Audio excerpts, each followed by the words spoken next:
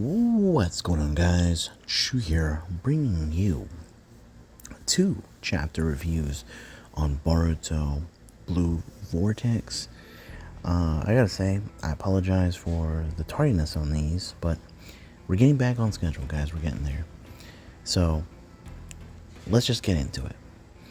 So, for chapter, I believe is 24, 25, I'm not sure what the number is right now, but it really focused in on feelings all across.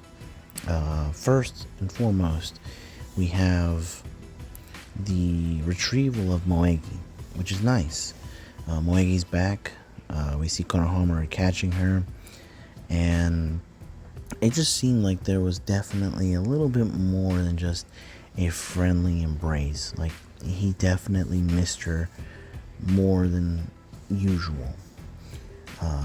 I definitely liked seeing this. So for the people that, I'm not saying I ship him and Moegi or him and Auntie, but it's, it would have been cool to see, a little more direction as to where we're going with these guys. But it was nice that we see, his concern for her. He has a lot to think about. But we also get to focus on the bigger portion of this chapter, and that is the conversation that both Sumire and Sarada needed to have. And they both are very nervous about it. They finally leave things out in the open, and we see that finally we have Sarada finally admitting that she too has feelings for Boruto. Now, Sumire has been having feelings for Boruto for quite some time, and it's only now that Sarada understands what she's feeling. And I honestly, I'm glad that these two had this conversation. As they were having it, we noticed that Ada was listening, and she was also kind of like wrapped into the conversation, and so that was kind of interesting. Wasn't expecting to see that, but by the end of this chapter, these girls are now not only friends but rivals. We focus on Boruto. Now, he actually is in a situation as to where, like, he feels the need to gather more energy or more power, and who else but the person that he has inside to try to negotiate something. And we don't actually see that conversation, which I thought was kind of stupid, but we see that going into the next chapter, they don't even touch on it. We go again with the feelings, and we see Himari actually talking to Inojin. Now, we thought he was going to possibly die. He actually makes it.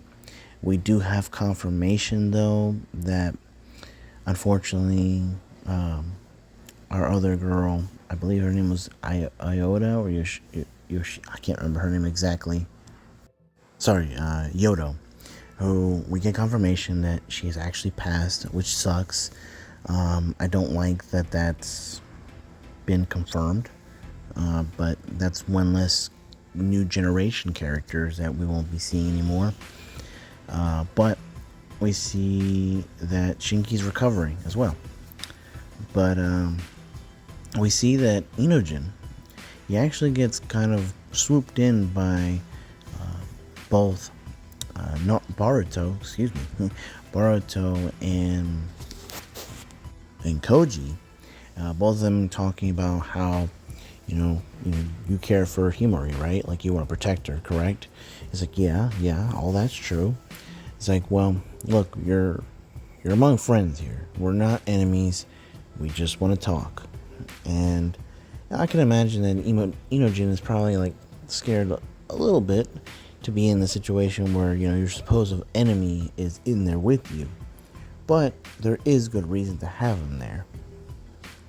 In fact, the reason they have him is because they want to establish connection with Shikamaru, who at this moment is actually being interrogated for his intentions with the elders.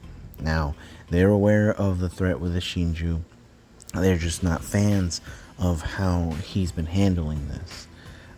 And so they're basically questioning him. And I'll be honest, I've never been a fan of this guy. Like with these people, you know, they honestly, just because of the will of the fire and just because they're the elders of all this, it's just annoying. I hated them in Naruto.